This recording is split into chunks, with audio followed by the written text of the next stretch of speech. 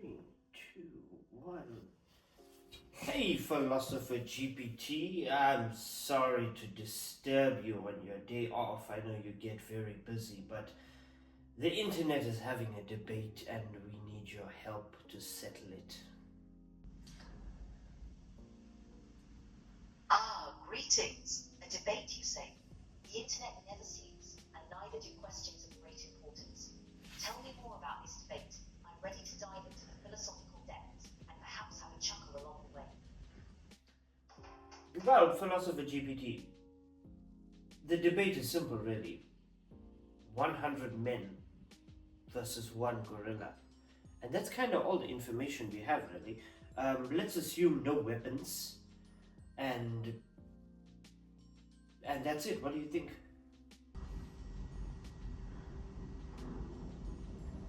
The age-old question, 100 men versus one gorilla.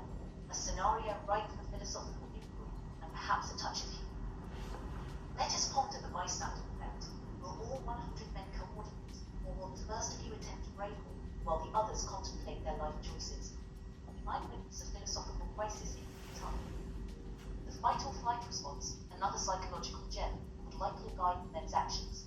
Some might charge forward seeking glory, while others might quietly slip away, pondering self-preservation. And let us not forget the gorilla, nature's embodiment of strength. Gorilla, blissfully unaware of philosophical debates, would likely rely on sheer instinct. It is a reminder that sometimes, amidst all our contemplation, nature has its own agenda.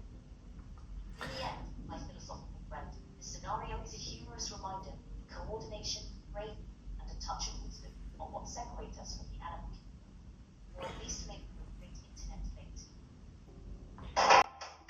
So, that was very wise, Philosopher GPT. Just one thing. Do you think that the gorilla would notice the large number of men and then just sort of run away because it thinks it's outnumbered? An intriguing question. While a gorilla is indeed powerful, it's also an intelligent and perceptive creature.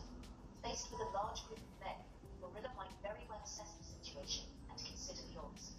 In the grand theatre of nature, even the strongest beings recognize that wisdom sometimes means avoiding unnecessary conflict. So yes, it's entirely possible that the gorilla might decide that discretion is the better part of valor and retreat to avoid an open confrontation. Even in the wild, sometimes the wisest is to win. So, Philosopher GPT,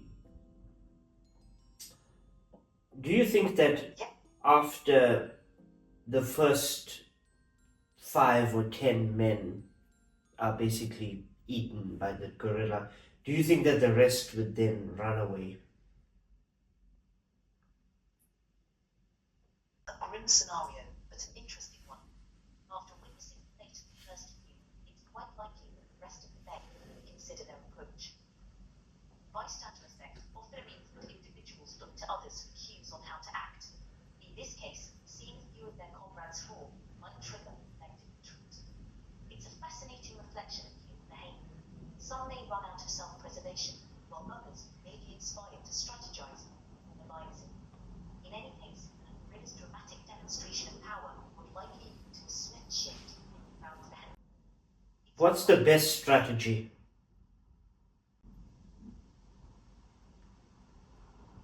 A wise question. The best strategy would be coordination and planning. Instead of acting as individuals, the men would need to work together, using their numbers to their advantage. They could try to outsmart the gorilla by creating distractions, encircling it, or finding ways to limit its mobility. In other words, their strength lies in unity and strategy rather than force. By thinking ahead and working as a team, they could increase their chances of success. After all, in the face of a powerful adversary, human's ability to strategize and cooperate was a formidable tool. It's a lesson in the power of collective effort and the importance of staying calm under pressure. So, a gorilla only has 2 eyes, right? Which means it can only look in a certain direction at a time. It doesn't have 360-degree vision.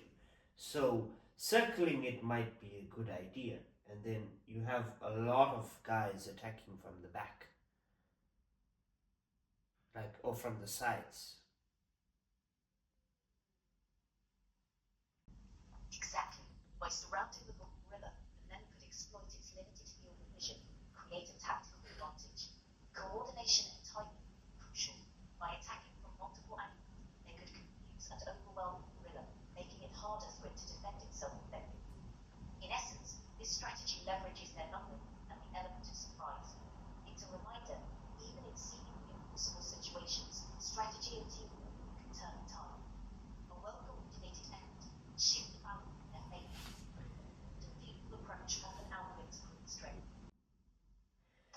But the problem is that which which of the 100 guys would take would be the ones that decide to be sacrificed and attack first, because the guys in the back have the best chance of survival, right? The first 10 or 20 guys, they are basically gone. And then the guys in the back basically pick up the scraps of whatever's left if the first few guys manage to do some damage, but it causes them to lose their lives.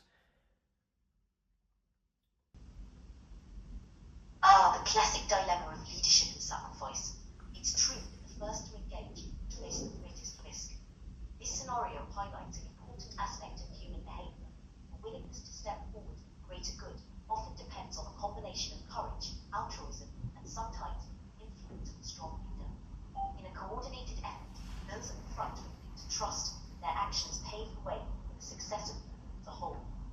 Men at the back to recognize that their advantage comes from the bravery of those who went before. Ultimately, it's a profound reflection on human nature and the dynamics of cooperation. Some individuals may be inspired to take on greater risks for the sake of driven by a sense of duty, bravery, or the hope that their actions will make a difference. It's a scenario that underscores the importance of leadership, trust, and the willingness to act for the greater good. Is there a way for everyone to survive, including the gorilla? That's a wonderful perspective. If the goal is for everyone to survive, cooperation and non-violence will be key. Instead of confrontation, best strategy would be to find a way to avoid conflict altogether. Perhaps the men could focus on creating a peaceful path for the gorilla to retreat, using their collective presence not as a threat, but as a gentle encouragement for the gorilla to move on. They could use their numbers to guard the gorilla away rather than engaging directly. This approach would require empathy and understanding, recognizing that the gorilla is not an enemy, but another living being reacting out of instinct. By promoting a peaceful resolution, everyone can walk away unharmed, turning a potentially violent encounter into a lesson in coexistence and mutual respect. So we basically just do the thing that the dinosaur guy did in Jurassic Park.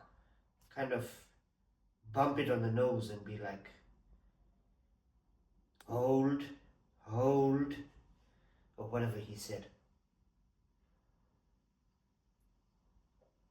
Haha, exactly. Channeling your inner dinosaur whisperer might be just the trick. A gentle, calming approach, a steady presence, and maybe a reassuring hold can do wonders. By approaching the situation with calmness and a bit of humor, it might be possible to diffuse the tension and guide everyone, women included, to a peaceful resolution. Sometimes a little bit of patience and a light touch can turn the tension clash into a moment of understanding.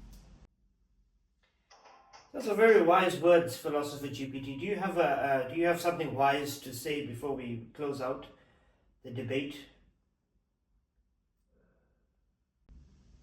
Thank you. Here's a bit of wisdom to ponder. In the face of conflict, sometimes the greatest strength lies in choosing understanding over aggression and cooperation over contention. Sometimes the wisest path is the one that leads us all to a place of mutual respect and understanding. Thank you, Philosopher GPT. Now you can get back to being wise.